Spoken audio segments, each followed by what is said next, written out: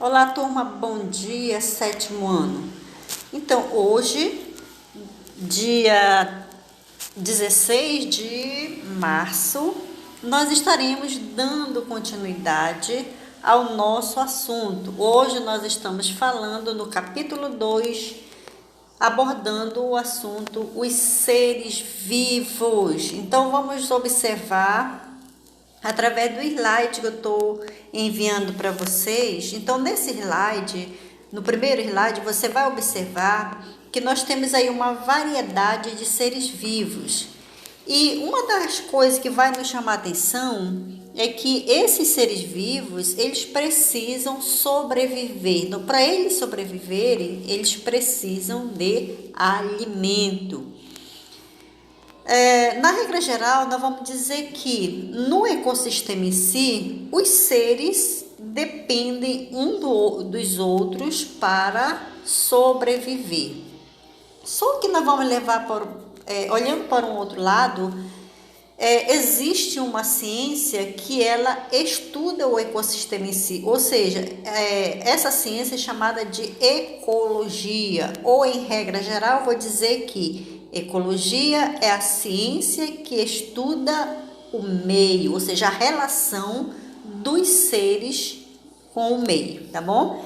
Quando eu coloco essa relação dos seres com o meio, é porque a ecologia em si, ela se preocupa, por exemplo, em observar o meio, como é que aqueles seres sobrevivem, de que eles sobrevivem, qual é a temperatura adequada a eles. Então, se diz respeito à ecologia, tá? Então, ela prepara, ela estuda o ambiente desses seres, a forma como eles vivem, tá bom? Lembrando que, quando nós falamos de meio, ou seja, meio ambiente, nós vamos perceber que o meio ambiente ele é formado por dois fatores, que é o fator biótico e os fatores abióticos. Quando nós falamos em fatores bióticos, nós estamos falando de seres que têm vida. Veja bem, biótico são seres que têm vida.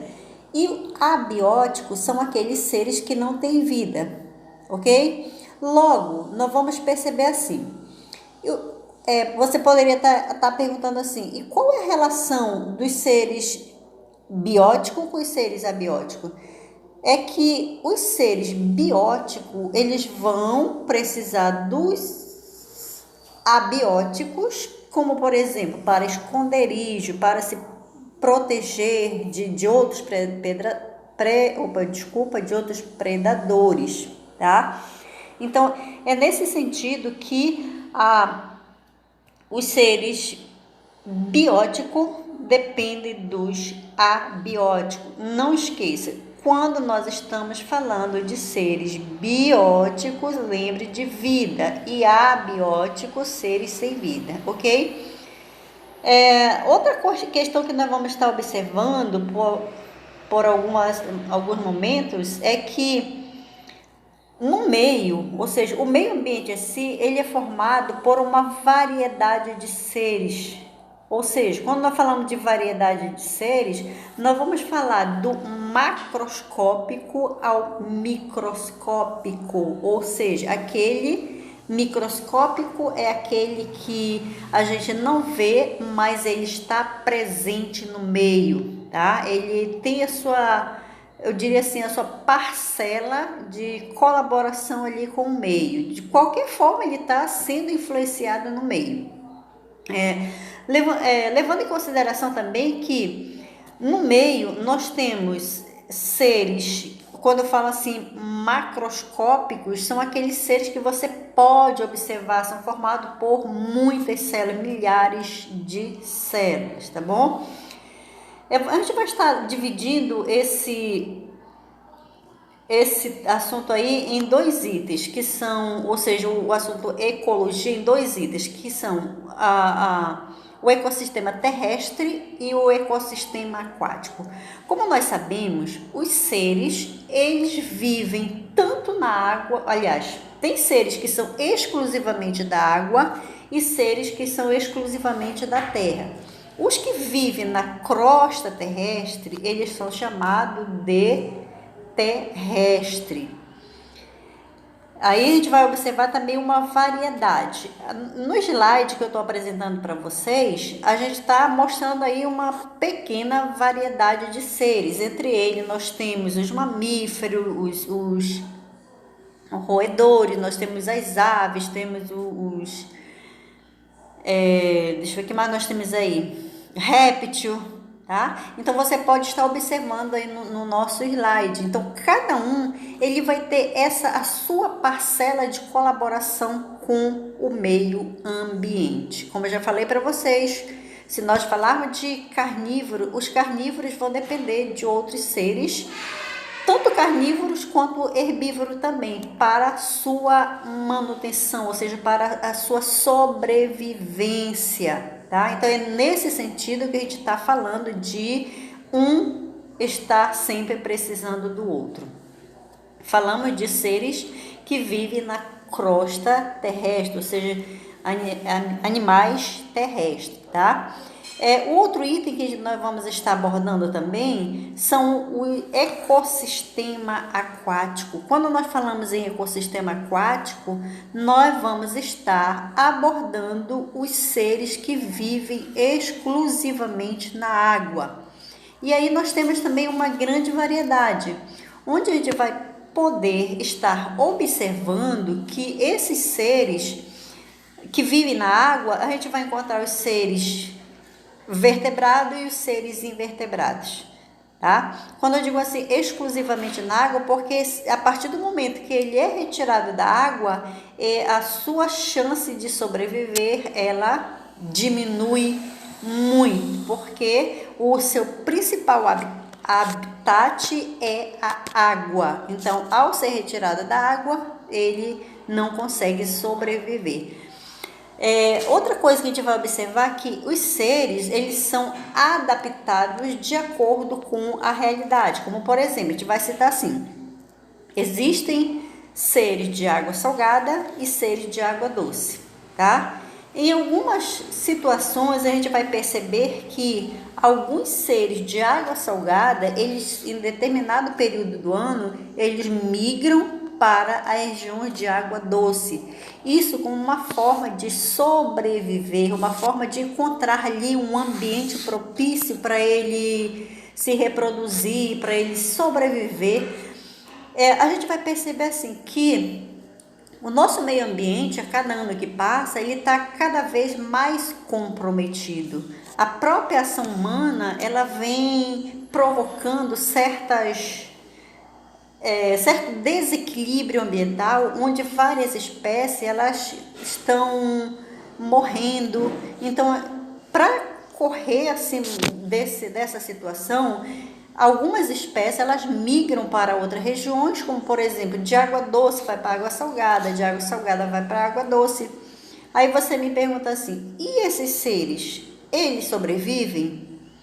Aí entra uma situação que nós chamamos assim, a busca pela sobrevivência, ou seja, a questão da adaptação, tá? Então esse ser, ele vai tentar adaptar-se àquela nova realidade como uma forma de sobreviver, tá?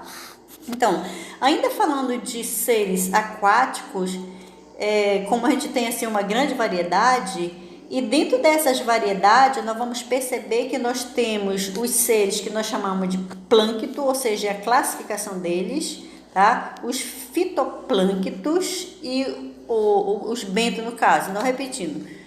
Fitoplânctos, desculpa aí, primeiramente nós temos os plânctos, nós temos os nécton, temos os bentos.